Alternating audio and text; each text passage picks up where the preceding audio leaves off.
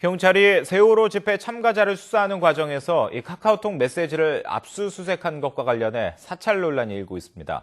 수사 당사자에게 알리지 않은 것도 논란이지만 이 당사자가 아닌 다른 사람들의 정보까지 노출될 가능성이 있다는 점에서 우려가 적지 않습니다. 우철희 기자의 보도입니다. 경찰은 지난 6월 세월호 관련 불법 집회를 주도한 혐의로 정진우 노동당 부대표를 체포했습니다.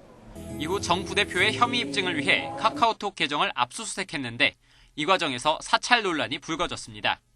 논란의 핵심은 바로 압수수색 사실이 석 달이나 지나서 수사 당사자에게 알려졌다는 겁니다. 또 카카오톡은 대규모 인원이 한꺼번에 대화에 참여할 수 있다 보니 수사 당사자가 아닌 사람의 대화 내용이 노출될 우려까지 제기되고 있는 겁니다. 이와 관련해 정 부대표 측은 경찰이 사전에 피의자나 변호인에게 압수수색 일시와 장소를 알려야 하는 형사소송법을 어겼다고 주장합니다. 또 초등학교 동창생을 비롯한 3천여 명에 이르는 사람의 대화 내용이 고스란히 노출됐다고 강조합니다.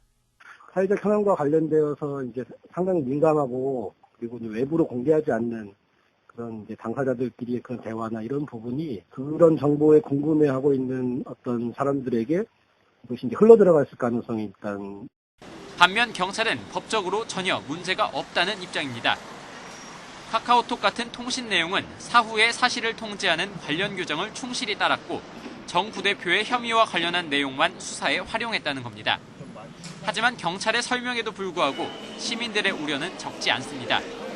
자신이 했던 말이나 개인정보가 언제 어떻게 감시당할지 모른다는 이유에서입니다. 지금 어떤 뭔가의 수사를 위해서 압수를 했지만 이것도 결국은 나머지 인권을 다 피해보게 하는 거니까 이건 말이 안 되는 것 같아요. 전문가들도 카카오톡 같은 SNS 압수수색 과정에서 벌어질 수 있는 폐해를 막을 뚜렷한 규정이나 판례가 없다는 점을 지적합니다.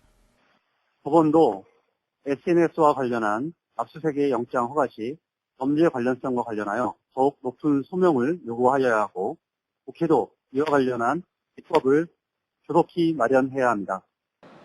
최근 검찰의 사이버 명예훼손 수사 강화 방침까지 더해지면서 사이버 망명 움직임까지 일고 있는 상황. 카카오톡 압수수색을 둘러싼 논란은 더욱 거세질 전망입니다. YTN 우철입니다.